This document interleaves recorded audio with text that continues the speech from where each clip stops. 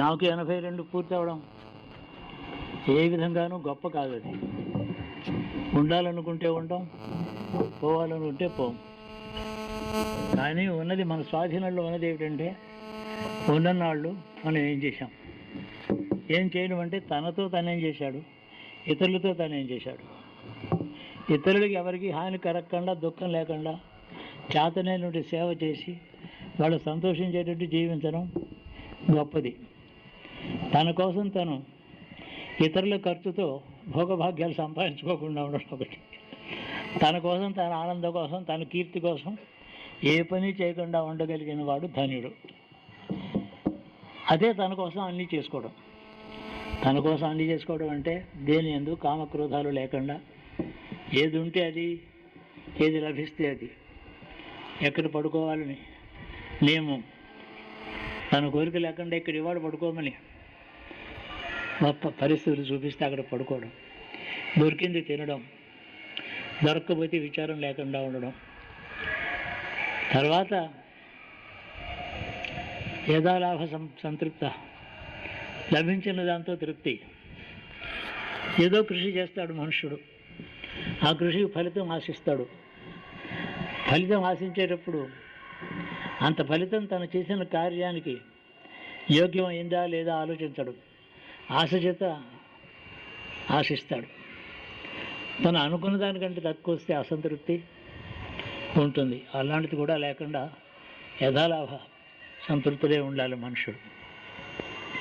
ఇవన్నీ ఏమంటే 82 ఏళ్ళు వచ్చాయి కాబట్టి ఇప్పుడు చెప్తున్నారు, మీకు ఇవన్నీ చిన్నప్పుడు తెలుసా అని అడుగుతారు. అప్పటి నుంచి ఉంటే కదా ఇవన్నీ. అదృష్టవశాత్తు కొన్ని పెద్దల సుశిక్షణ లభించడం ఒక అదృష్టం. అది నాకు 1940 12 సంవత్సరములు ఫిబ్రవరి నెలలో ఉపనయనం చేశారు. తర్వాత ఇంకో 3 నెలల్లో మే నెల వైశాఖ మాసంలో శివదీక్ష ఇచ్చారు. మా గురువు గారు గొప్ప పండితుడు, ఉపాసకుడు. నాకు 12 ఏళ్ళు, ఆయనకి 82 ఏళ్ళు. ఆయన అడ్డం వెనుక ప్రశ్నలు వేయడం ఆయన నాకు ఇచ్చిన లైసెన్సు. నీకు ఏదైనా అడగరా చెప్తా అన్నారు. మరి నేను నాకు పంచాక్షరి మంత్రం ఇచ్చారు కదా, ఇది గొప్పదా నారాయణ మంత్రం గొప్పదా అని అడిగాను. రెండు గొప్పవే, తేడా ఉంది నీకు మరి చెప్పాలని అంటే, ఒరే నువ్వు హల్వా గొప్పదా జాంగిరీ గొప్పదా అని అడిగావు అనుకో, ఏం చెప్పాలిరా అన్నాడు. నువ్వు చెప్పు ఈ రెండింటి సమాధానం. నేను అడుగుతాను నిన్ను మళ్ళీని, జాంగిరీ గొప్పదా లేదా హల్వా గొప్పదా, నువ్వు చెప్పరా అన్నాడు. నేను చెప్పలేను. నేను చెప్పలేను రా. అలాగే 5 రోజులు మొదటి రోజుని మట్టి స్నానం చేయించారు. 2 తట్టల మన్ను జల్లించి బాగా ఎండబెట్టి 2 తట్టల మన్ను నెత్తిమంతా పోసి మృత్తికా స్నానం. ఆ తర్వాత గోదావరిలోంచి ఇసుక తెప్పించి అందులో మట్టి కలిపి స్నానం 2వ రోజు చేయించారు. 3వ రోజు ఏమో నీళ్ళతో స్నానం చేయించారు. కానీ మళ్ళీ వెంటనే పాలు పెరుగుతో స్నానం చేయించారు. మళ్ళీ చేయించారు. ఈ స్నానం ఒక మాట కాదు, పొద్దున సాయంకాలం. ఇప్పటికి కానీ నువ్వు పంచాక్షరి మంత్రం తీసుకోవడానికి నువ్వు పరిశుద్ధుడు కాలేదు అన్నారు. 5వ రోజు మళ్ళీ సముద్రం నుంచి నీళ్లు తెప్పించారు. ఆ తర్వాత మళ్ళీ గంగా, గోదావరి, కృష్ణ ఏవో నదులు స్నానం చేయించారు. ఆ స్నానం చేయడం అంటే ఇంత జల్లు గోచి పెట్టి ఉంచోపెట్టడం అంతే. ఇంకా చన్నీళ్ళు లేదు, చలి లేదంటే మే నెల కాబట్టి ఆ బాధ లేదు. ఉపనయనం అయింది, గంజి ఉంది, కానీ ఇవన్నీ చేయించారు. చేయిస్తున్నంతసేపు 12 మంది పేద చదువుకున్న వారు ఏవేవో చెప్తున్నారు. అవేమో నాకేం అర్థం కాలేదు. మంత్రాలు చెప్తూనే ఉన్నారు. ఆఖరిని ఉదయం అయితే రోజు సాయంకాలం దాకా ఏం తినకూడదు, ఏదో పర్వాలేదా, తినకుండా ఉంటే ఏం పర్వాలేదు, ఆడుకొనిస్తే చాలు. అది ఆ వయస్సు. పంచాక్షరి మంత్రం ఇచ్చారు. మళ్ళీ అడిగాను, మన ఇలా దాటేసారు తాతగారు, మరి ఏదో సమాధానం చెప్పాలి కదా. నేను అడిగినా నువ్వు చెప్పలేదు కదా. కానీ ఒరే ఒక రహస్యం ఉంది ఇందులో అన్నారు. నారాయణ మంత్రం ఆయన శబ్దం ఉందిరా, అందులోనూ ప్రయాణం అనే మాట ఉందిరా. అనేక జన్మలలో చేసిన పాపము పుణ్యములు కర్మలు అవిద్య అజ్ఞానము ఎంతో ఉంటుంది. అవన్నీ తరించి తరించి తరించి పశుపక్షాదుల్లో పుట్టి భూమి మీద మనిషే పుట్టి ఆ తర్వాత ఇంకా పుణ్యం చేసి యజ్ఞాలు అవి చేసి పుణ్యం చేసి గంధర్వలోకానికి వెళ్ళి అది ఖర్చు అయిపోయిన తర్వాత మళ్ళీ భూలోకానికి వచ్చి ఆ తర్వాత పెద్ద పెద్ద మహాయజ్ఞాలు చేసి స్వర్గానికి పోయి మళ్ళీ భూలోకానికి వచ్చి ఆ తర్వాత ఏదో ఉపనిషత్తులు అంటే ఏవో ఉన్నాయట అని వెతుక్కుంటూ అది చదివి జ్ఞానం ఉందిట ఇందులోనూ కర్మ కంటే గొప్పదిట అని చెప్పి ఎవరో పండితుల దగ్గరికి వెళ్ళి దాని అర్థం వారు చెప్తూ ఉంటే తెలియకపోయినా రాయిలా కూర్చుని అలాగ మళ్ళీ ఇంకో 2 జన్మలు ఎత్తి ఉపనిషత్తులు తీసుకొని తర్వాత సన్యాసం తీసుకుని ఇంకొక 100వ జన్మలో నారాయణ నారాయణ అంటూ దండం పట్టుకుని తిరిగితే నారాయణుడు అనుగ్రహం తెలుస్తుందా, ఎంత పెద్ద ప్రయాణం ఉందో చూసావా. కానీ శివపంచాక్షరి మంత్రంలో ప్రయాణమే లేదురా, ఇక్కడే అయిపోయిందంట అని అయిపోయింది అన్నట్టు. కానీ ఇది లభించడానికి ఎంతో పూర్వజన్మలో ఒక సంస్కారం, ఒక గురువు యొక్క అనుగ్రహం, తత్వం ఏదో జీవుడికి తెలిసి బ్రహ్మ వస్తువుల గురించి బ్రహ్మజ్ఞానం పొందడం అంటే అలా ఏం లేదు. బ్రహ్మజ్ఞానం అక్కడే ఉంది, ఉన్నది తెలుసుకోవడం అన్నాడు. ఉన్నదాన్ని తెలుసుకోవడం బ్రహ్మజ్ఞానం.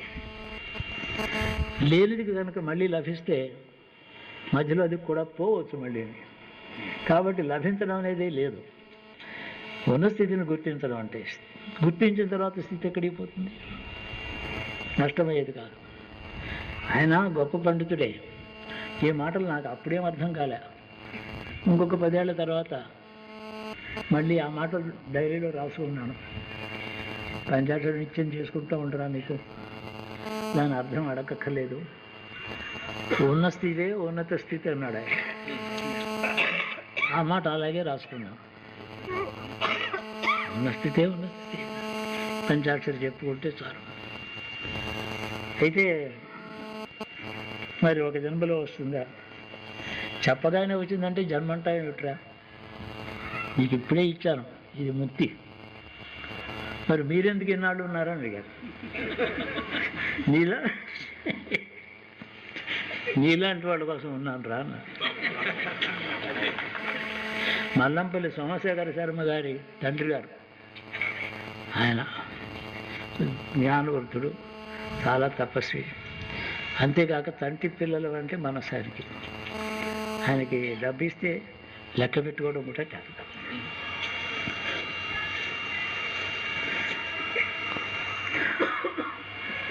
ప్రపంచంలో అనేక మంది జీవన్ముక్తులు ఉన్నారు. ఇంకా 100 జన్మల దాకా ముక్తి లేదా సమీపాన్ని కూడా వెళ్ళలేని వాళ్ళు ఉన్నారు. అందరూ కలిసి సహజీవనం చేస్తున్నారు. ఈ జన్మ అయిన తర్వాత చిన్నగా నరకానికి వెళ్ళేవాళ్ళు ఉన్నారు, స్వర్గానికి వెళ్ళబోయేవాళ్ళు ఉన్నారు. ఇంతమంది కలిసి ఒకే ప్లాట్ఫామ్ మీద ఏవో అటుకులు అవి కొనుక్కొని తింటూ తిరుగుతున్నారు. ఈ జన్మ ఇదని భూమి అన్నమాట. అది ఈ భూమి యొక్క స్థితి. ఇవన్నీ ఇవాళ పొద్దునుంచి జ్ఞాపకం వస్తున్నాయి. ఈ మధ్యకాలంలో ఆయన్ని తలుచుకోలేదు. ఎప్పుడు కూడా తర్వాత ఏదో మంత్రజపం చేసుకుంటున్నాం, శివపూజ చేసుకుంటున్నాం, ఏదో తోచిన గ్రంథం దొరికింది చదువుతున్నాం, కాసేపు మౌనంగా ధ్యానం చేసుకుంటూ తిరుగుతాం. ఎక్కడున్నామో తెలుసుకునే ప్రయత్నం చేయకూడదు మనిషి. నేను ఎంత దూరం ప్రయాణం అయింది, ఇంకెంతకాలం ఉంది, నాకు మోక్షం ఈ జన్మలో వస్తుందా, అది ఎవరికీ తెలీదు, తనకి అసలే తెలియదు. అలాంటి ప్రశ్నలు లేకుండా సాధన మార్గంలో ఎవరైతే ఉంటారో వారు ఆ జన్మని సార్థకం చేస్తున్నట్టు అర్థం. లౌకిక విషయాలలో ఏవో అభినివేశం ఉంటుంది.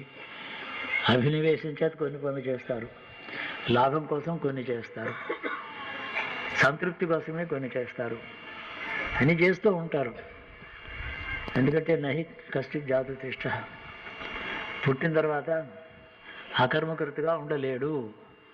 కాలు చెయ్యి మనసు ఉన్న తర్వాత ఏం చేయకుండా అలా ఉంటాడు. ఏం చేయకుండా ఉండడం చాలా గొప్పది కాబట్టి భగవంతుడు నిద్ర అనేది ఒకటి పెట్టాడు. అదొకటే మనం తప్పు చేయకుండా ఉండే స్థితి. మిగతా అప్పుడు ఏదో చేస్తూనే ఉంటాం. ఈ విధంగా మనిషి సద్వినియోగం ప్రతి నిమిషం కనుక చేసుకునేటట్టయితే వయస్సు ఎంత అనే ప్రశ్న లేదు. జీవుడికి వయస్సే లేదు. జీవోదేవ సనాతన, వాడు సనాతనుడు, సృష్టి మొదలు నుంచి ఇప్పటిదాకా ఉంటూనే ఉన్నాడు. వాడు వయస్సు ఎలా తెలుస్తుంది? కాబట్టి జీవుడికి వయస్సు లేదు. ఇక శరీరానికి వయస్సు అంటారా? ఎప్పటి నుంచి లెక్కెట్టాలి? గర్భంలో పుట్టినప్పటి నుంచి లెక్కెట్టాలి. ఆ వయస్సు కూడా ఎవరికి తెలియదు. అంటే జాతకం రాస్తాం, అది డెలివరీ అంటాం. అప్పుడు పుట్టలేదు వాడు, బయటకు వచ్చాడు. అప్పుడు తల్లి గర్భంలో ఎప్పుడో పుట్టాడు వాడు, ఎప్పుడో పెరిగాడు. కాలు చెయ్యి ముక్కు నోరు అన్నీ పూర్తిగా వస్తువు తయారైన తర్వాత డెలివరీ అయ్యింది. అంటే వర్క్షాప్లోంచి కారు బయటకు వచ్చినట్టు. అది డెలివరీ భర్త అంటాం. కానీ అప్పుడు జాతకం రాసుకుంటాం ఏదో అన్నీ తెలిసినట్టు. ఆ జాతకం అయినట్టు మనకేం అర్థం కాదు, చెప్పినట్టు కాదు, చెప్పనివన్నీ అవుతూ ఉంటాయి. అన్నీ అంతే. ఏ శాస్త్రం కూడా, శాస్త్రాలు గొప్పవి కానీ మనం గొప్పవాళ్ళం కాదు. ఈ స్థితిలో నడుస్తూ ఉంటుంది. వయస్సు అనే మాట దేవతలకు కూడా ఒక మాట పురాణంలో చెప్పారు. త్రిదశులు అన్నారు వాళ్ళని. అంటే 3 పదులు, ఎప్పుడు 30 సంవత్సరాల వయసులో ఉంటారన్నారు. అంటే వాళ్ళకి తెలియదు అర్థం. కానీ కళలు అనేది మంత్రశాస్త్రంలో ఒకటి ఉంది. కళలు అంటే ఆ వయస్సు అని అర్థం. 32 కళలు శివుడికి ఇచ్చారు. విష్ణుడికి 16 కళలు, బ్రహ్మకు 8 కళలు, సుబ్రహ్మణ్యేశ్వరుడికి 6 కళలు, గణపతికి 4 కళలు. ఆ తిథులతో పోల్చడం, ఆ తిథి వారి కోసం పూజ చేయడం వాడుకుంటూ ఉంటాం.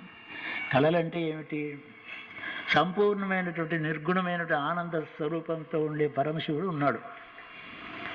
తాను నేను ఉన్నాను అని అనుకున్నాడు. ఒకరోజు ఉండడం మొదలెట్టాడు. అంతకుముందు ఉన్నాడు. అంటే ఆత్మస్థితి తానే గుర్తించడం అన్నమాట. ఆ తర్వాత ఆ స్థితి ఉండగా ఆయన పుట్టిన తర్వాత 16 సంవత్సరాలు, మన సంవత్సరాలు లెక్కెడతాం కాబట్టి ఇంకొక 16 గడియలు, 16 కళలు, 16 హాయనములు గడిచిన తర్వాత ఆయన సంకల్పం చేత విష్ణువు పుట్టాడు.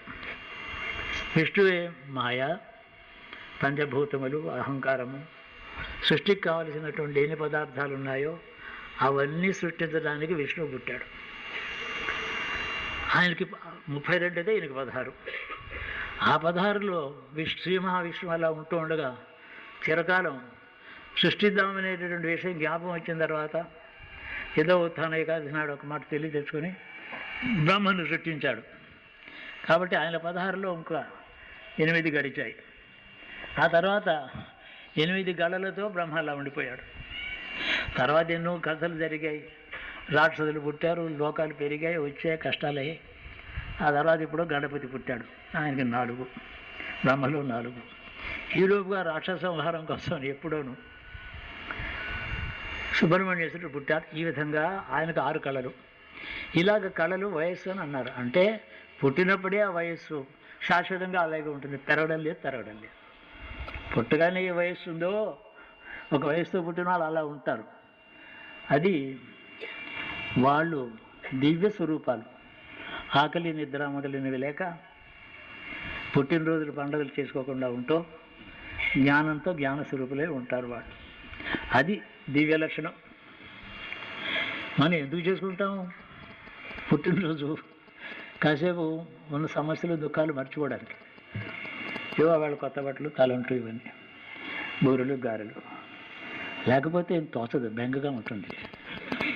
పైగా ఇంకోటి చేసేవాళ్ళు ఉంటే మరీ బాగుంటుంది. తనకి తానే చేసుకుంటే ఏం బాగుంటుంది? ఇప్పుడు జరుగుతున్నది అది. నేనేమంటానంటే, మీరందరూ నాకు ఇవి చేస్తున్నారు కదా, మీ బంధువులు, మీ మిత్రులు, మీ పిల్లలు, మీ మనవలు, కొడుకులు, కోడళ్ళు మీకు ఇవన్నీ నిత్యం చేస్తూ ఉండాలి. మీకు అదే శిక్ష.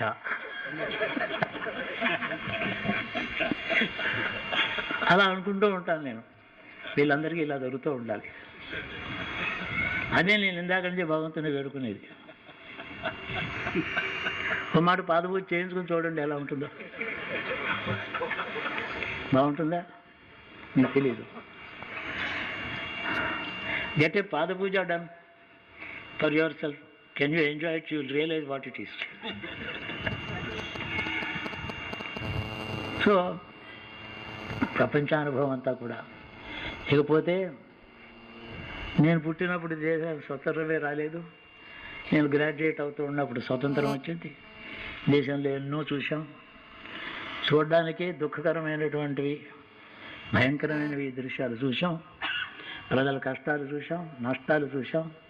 కొంప గోడి వదులుకొని విదేశాలు రోడ్లు పాలై అన్నీ పోగొట్టుకున్నటువంటి దుఃఖాన్ని అనుభవించిన అమాయకమైన ప్రజలు ఏ తప్పు చేయకుండా కష్టాలు అనుభవించిన వాళ్ళని చూసాం. ఆ తర్వాత వాళ్ళని మర్చిపోయాం. మనం ఉత్సవాలు చేసుకుంటున్నాం. స్వతంత్రోత్సవాలు అవి. ఉత్సవాల పనులు జరుగుతూనే ఉన్నాయి, పక్కన జరగకూడనివి జరుగుతూనే ఉన్నాయి. ఇది మన నిత్యకృత్య దృశ్యం. ఉత్సవం చేసుకుంటే ఈ సంవత్సరం చాలా బాగా గడిచింది కాబట్టి ఉత్సవం చేసుకుంటాం అని అనాలి. ఏది బాగా లేదని చెప్పి ఉత్సవం చేసుకోవడం అదే విచిత్రం. దాన్ని బాధ్యతతో ఆత్మశోధన చేసుకుని చుట్టూ ఉండే పరిస్థితులని ఒక అసెస్మెంట్ అంటాం. ఇది తప్పు, ఇది ఒప్పు అని చేసి తప్పులు దిద్దుకుంటూ సమాజంలో ఉండవలసిన పరిస్థితిని ఉండేటట్టుగా కృషి చేస్తూ ఉంటే ప్రతి భారతీయుడి పుట్టినరోజు కూడా ఒకనొక అర్థవంతం అవుతుంది. అది దానికి ఒక అర్థం ఏర్పడుతుంది. నాకు చేతని నేను చేస్తాను, దేశానికి ఇలా ఉంటుంది. అది ఈశ్వర సేవ, అదే పరమేశ్వరుని అనుగ్రహానికి యోగ్యతనిచ్చేది. అది అనేక విషయాల్లో అన్నీ నాకున్నప్పటికీ నాకుండడం అముఖ్యం. చుట్టూ ఉండేటటువంటిది నా అశాంతికి కారణం అని ఎప్పుడు మనం గుర్తుపెట్టుకునేటట్టయితే ఒక కర్తవ్యము, ఏదో ఒక చేయవలసిన పని మనస, వాచ, కర్మణ 3 ఉన్నాయి చేసే పని. మనసుతో చేయవచ్చు దేశానికి ఏదో ఒక పని, కర్మతో చేయవచ్చు, వాక్కుతో చేయవచ్చు. ఆ కర్తవ్యాన్ని గుర్తు చేసుకోవడం చేత ఆ సంవత్సరం, ఆ గడియ, ఆ రోజు, ఆ మాట అన్న రోజు జన్మలో అది సార్థకం అవుతుంది. భోజనం చేసి నిద్రపోతే పెద్ద సార్థకత లేదు. కాబట్టి ఏమి చేయాలంటారు మరి దేశం కోసం? ఏమీ చేయలేనండి నేను. ప్రార్థించవచ్చు కదా భగవంతుని ప్రార్థించి ఈ దేశంలో ధర్మ ప్రతిష్ఠ చేయి, అధర్మాన్ని దూరం చేయి, మాకు అజ్ఞానాన్ని తొలగించు, దారిద్ర్యాన్ని తొలగించు. మంచివాళ్ళు చాలా కష్టపడుతున్నారు, వాళ్ళు పూర్వజన్మ కర్మ అని చెప్పి వేదాంతం మాకు చెప్పకు. ఇప్పుడు మంచివాళ్ళు కాబట్టి వాళ్ళని దయచేయి. వేదాంతం సమాధానం కానే కాదు, లౌకికంగా అది ఆధ్యాత్మిక అర్థం. Philosophical explanation of a good man suffering is purely spiritual explanation. The right explanation, a good man is suffering, pray to the God that he should be relieved of his suffering. He is a good man. Right now he deserves to be saved. Don't tell me about his past karma. This can be a direct prayer and an insistence of a desired object to be given by the God to you. వేదాంతంలో, వేదాంతం అంటే అర్థం చేసుకున్న వేదాంతమే, అది జ్ఞానం. అది వేదాంతం శాస్త్రము కాదు, పుస్తకాల్లో ఉంటే శాస్త్రం, అవగాహన చేసుకుంటే అనుభవం, ఒక తత్వం. అది అలా ఉండగానే లౌకికంగా ఉండేటటువంటి నాస్తిత్వంలో ఉండేటువంటి ఇది ఉంది, ఇది లేదు అనే వాటి రెండింటి మధ్యన సుఖదుఖాలు, దానికి కారణాలు, చాలా మంచివాడు చాలా కష్టపడుతూ ఉండడం, చాలా చెడ్డవాడు అందరినీ కష్టపెట్టి భోగభాగ్యాలు అనుభవిస్తూ ఉండడం, ఇవన్నీ కూడా దీన్ని వేదాంత దృష్టితో పూర్వజన్మ కర్మ, వాడు అలా పుట్టాడు, వాడు నరకానికి వాడే పోతాడులే, ఈ భావంతో ఉండకూడదు, కర్తవ్యం ఆలోచించాలి. ఇది లౌకికమైన సత్యం. దేశం కోసం ప్రతివారు ప్రార్థన చేయాలి ఈశ్వరుణ్ణి. తను ఎప్పుడు సంతృప్తినియ్యి, నాకే కష్టం వస్తే నవ్వుతో సహించే శక్తినియ్యి, నా కుటుంబానికి, నా బంధువులకి, నా ఇంట్లో పెంపుడు జంతువులకు కూడా క్షేమాన్ని అని అడగవలసిన బాధ్యత ఉంది. అన్నీ కూడా భగవంతుని అడగాలి. నేను భగవంతుని ఏమీ అడగను, నేను జ్ఞానిని అలా ఎప్పుడు అనుకోకూడదు. ఎందుకు? ఎవరి జ్ఞానం ఉంది? తేలు కుడితే ఏడవకుండా ఎవడైనా ఉంటాడా? కాబట్టి అన్నీ కూడా ఈశ్వరుని అడిగే హక్కు మనుషుడికి ఉంది. అడగడంలో యోగ్యత ఉందా లేదా అని కాదు, లోకక్షేమం కోసమని, ప్రజాక్షేమం కోసమని, ధర్మ రక్షణ కోసమని ఇవన్నీ అడగడానికి ప్రతివాడికి హక్కే కాదు, బాధ్యత ఉంది. అదే మన జన్మకి సార్థక్యత. అప్పుడే పుట్టినరోజు చేసుకుంటే ఒక అర్థం ఉంది. దేశాన్ని గురించి ఎప్పుడు ఆలోచించకుండా తన లాభం తన బ్యాంక్ అకౌంట్లో, దీని గురించి ఆలోచిస్తే పుట్టినరోజు ఎందుకు చేసుకోవడం?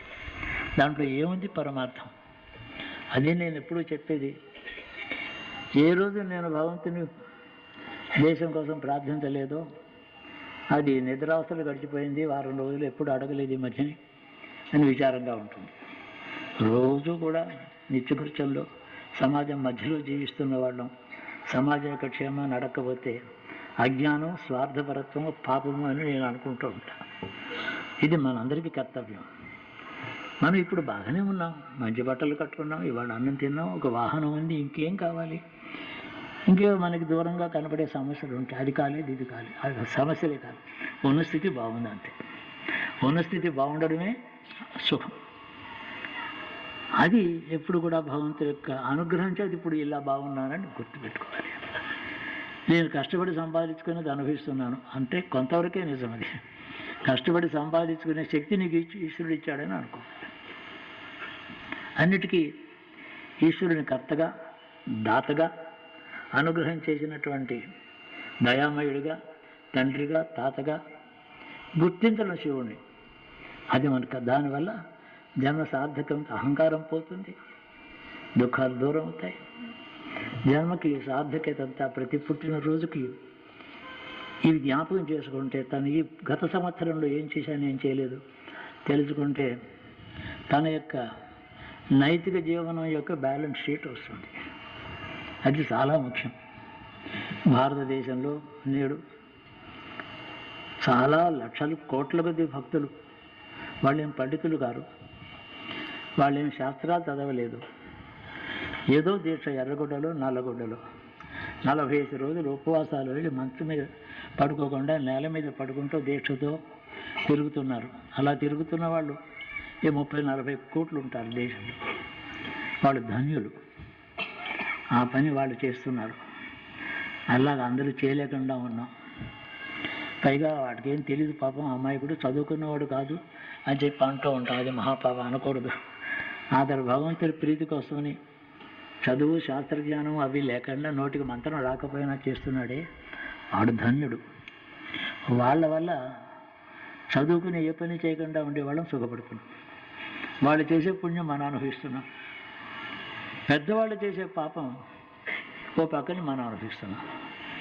పెద్దలు చేసే పాపం దేశంలో అందరి ధనం అపహరించేవాడు ఒకడు, హత్యలు చేయించేవాడు ఒకడు. కొంత అధికారం పెద్దకి వచ్చిన తర్వాత పెద్దవాళ్ళు చేసేటువంటి పాపం ఒక పక్కని. ఆ పాపం ఒకటే ఉంటే మనం ఇలా ఉండేవాళ్ళం కాదు. పేదలు చేసేటువంటి పుణ్యం చాలా ఉంది భగవంతుని. అది కూడా మనకి కలిపి అందరూ క్షేమంగా ఉంది.